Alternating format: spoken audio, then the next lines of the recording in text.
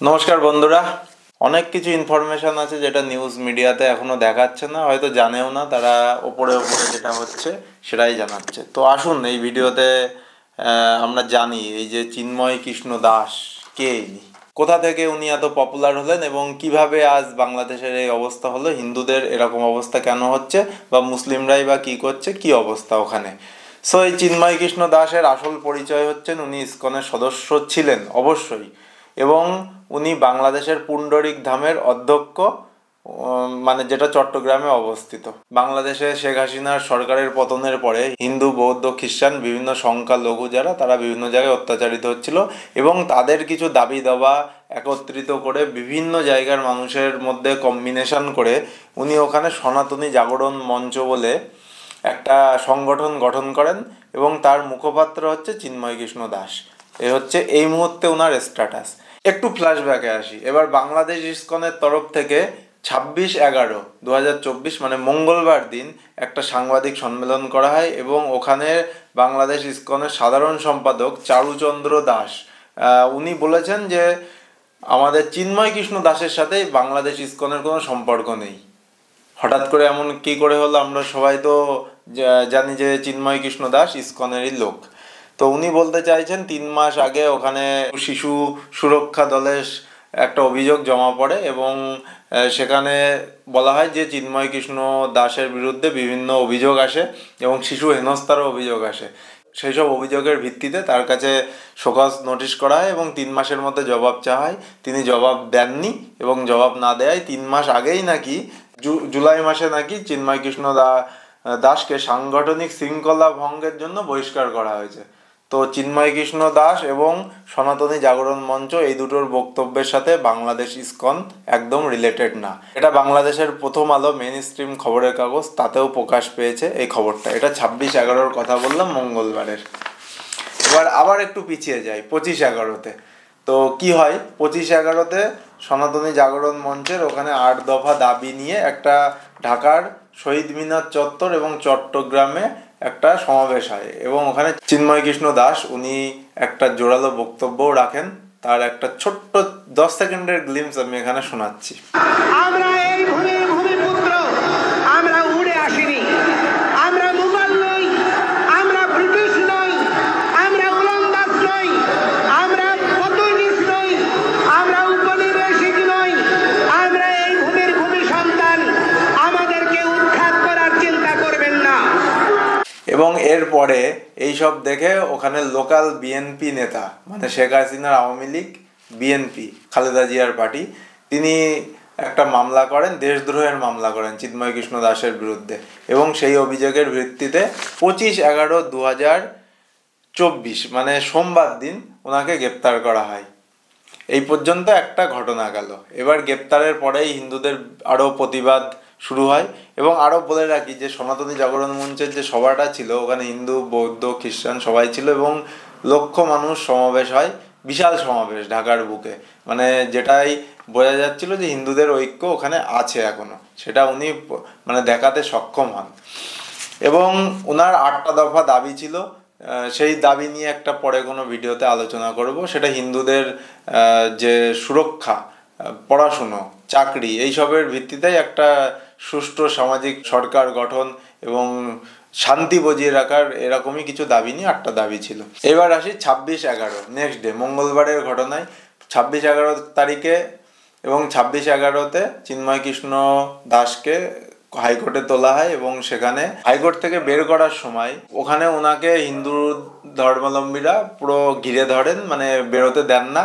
ওই এরিয়াটা পুরো জ্যাম করে দেয়, বহু হাজার হাজার লোকের ভিড় হয় ওখানে এবং ওটা অ্যাকচুয়ালি কোতোয়ালি থানার আন্ডারে পড়ে এবং ওখানে প্রায় 3 ঘন্টা এরকম অবরুদ্ধ অবস্থায় থাকে এবং চিন্ময় কৃষ্ণ দাসকে গাড়ি থেকে সিগন্যালও দিতে দেওয়া হয় এবং ওনাকে হ্যান্ডমাইকও দেওয়া হয় ওখানে, উনি আরও সরে যেতে বলেন। এইবার ওই ঘটনার পরেই একটা পুলিশের সাথে খণ্ডযুদ্ধ হয় এবং ওখানে নাকি 10 জন পুলিশ সহ টোটাল 37 জন আহত হয়েছে এবং ওই দিনই বাংলাদেশের একজন আইনজীবী শফিউল ইসলাম, ওনাকে নাকি কুপিয়ে খুন করা হয়েছে, এরকম ঘটনা সামনে এসেছে।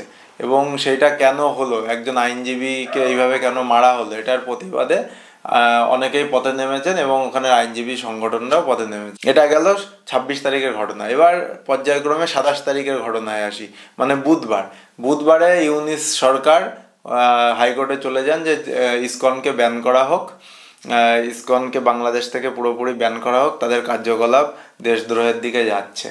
এবং এটা একটা কঠিন পদক্ষেপ বলা যায় যে এরকম দাবি তোলা হলো। ইসকন একটা ইন্টারন্যাশনাল প্রতিষ্ঠান বলা যায়। ইসকনের ফুল ফর্ম হচ্ছে international society for Krishna consciousness. ইসকনটা শুধু যে বাংলাদেশ এমন না, ইন্ডিয়া এমন না, পৃথিবীর বহু দেশে ইসকনের প্রতিষ্ঠান আছে। সো এটাকে ব্যান করার কথা বাংলাদেশ সরকার ভাবছিল এবং তার পরিপ্রেক্ষিতে 28 তারিখে রায়ও চলে আসে। 28 তারিখে হাইকোর্ট বলে দিয়েছে তারা হস্তক্ষেপ করবে না ইসকন ব্যানের বিষয়ে এবং সেই ডিসিশন সরকারকেই নিতে হবে, তারা ব্যান করবে না।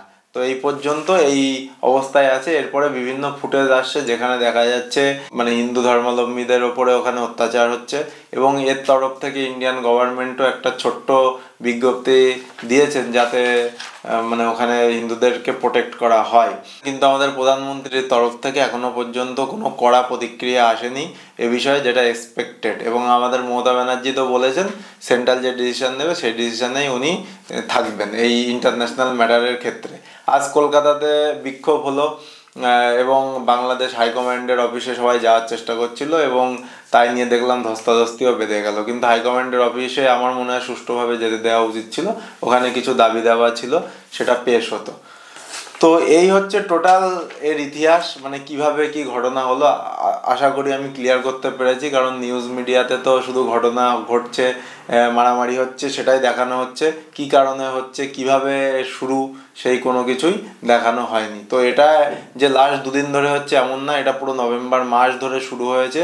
যে হিন্দু জাগরণ মঞ্চ, ওখানে মানে সনাতনী জাগরণ মঞ্চের যে অনুষ্ঠান, বিভিন্ন জায়গায় ছোট ছোট কার্যকলাপ হচ্ছে, সেইটা প্রথম থেকে নজরে ছিল। কিন্তু 25 তারিখে একটা ট্রিগারিং পয়েন্ট যাকে বলে, লক্ষ লক্ষ লোক দেখার পরে এই অবস্থার সৃষ্টি হয়েছে বাংলাদেশে। এবং আওয়ামী লীগের অফিসিয়াল টুইটার হ্যান্ডেল মানে শেখ হাসিনার প্রেস বিজ্ঞপ্তিতে ওখানে বলা হয়েছে যে চট্টগ্রামের একজন আইনজীবীকে কিভাবে হত্যা করা হলো, যারা হত্যা করেছে তারা সন্ত্রাসী, তাদের শাস্তি চাই।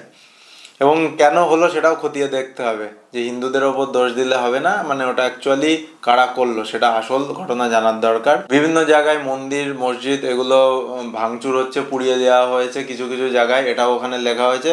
তার সাথে সাথে যেটা মেন পয়েন্ট এখানে হাইলাইটেড, সেটা হচ্ছে বর্তমান ক্ষমতা দখলকারীরা সর্বক্ষেত্রে ব্যর্থতার পরিচয় দিয়েছে, নিত্য প্রয়োজনীয় দ্রব্যমূল্যে নিয়ন্ত্রণ করতে ব্যর্থ, সাধারণ মানুষের নিরাপত্তা দিতেও ব্যর্থ, সাধারণ মানুষের ওপর প্রত্যক্ষ পরোক্ষভাবে এইসব নির্যাতনের তীব্র নিন্দা জানায়। এর মাধ্যমে একটা জিনিস বোঝা যাচ্ছে যে কোথাও না কোথাও ওখানে যে দ্রব্যমূল্য বৃদ্ধি এবং কোনো কিছু কন্ট্রোলের মধ্যে নেই, সেটার থেকে মানে মোটও ঘোরানোর জন্যও এইসব আন্দোলনের মধ্যে সরকার মানুষকে বেশিভাবে ঠেলে দিচ্ছে। তাতে কি হবে, মানে আসল উদ্দেশ্য যে দ্রব্যমূল্য বৃদ্ধি, দেশকে একটা সুষ্ঠু স্বাভাবিক উন্নততর বাংলাদেশ যেটা দেওয়ার মানে কি বলবো এক প্রকার শপথ নিয়েছেন ডক্টর ইউনিস, সেটা থেকে কোথাও না কোথাও সাইডে হয়ে যাচ্ছে। মেন মোটো তো এটাই ছিল যে সংস্কার করা হবে এবং তারপরে ভোট করে ক্ষমতা যারা জিতবেন তাদের হাতে হস্তান্তরিত করা হবে। কিন্তু সেই সংস্কারের জায়গায় তো এখনো পর্যন্ত কোনো কিছুই তেমন দেখা যায়নি, যেটা আমরা দেখতে পাচ্ছি। এবার এইসব ঘটনার পরে কোতোয়ালি থানার ডিসি ওসি তাদেরকে মানে চেঞ্জ করা হয়েছে, তাদেরকে কোশ্চেনও করা হয়েছে যে 3 ঘন্টা কিভাবে আটকে থাকলো, বিভিন্ন জিনিস হচ্ছে। কিন্তু আশা করি এই অত্যাচার এই সবগুলো বন্ধ হবে এবং সমস্ত জায়গায় সংখ্যালঘু সংখ্যাগুরু সবাই মিলেমিশে থাকলে শান্তি বজিয়ে থাকবে। সো এই ভিডিওতে এই পর্যন্তই বন্ধুরা। ইনফরমেটিভ লাগলে অবশ্যই চ্যানেলটা সাবস্ক্রাইব করো। আবার পরের ভিডিওতে দেখা হবে। নমস্কার।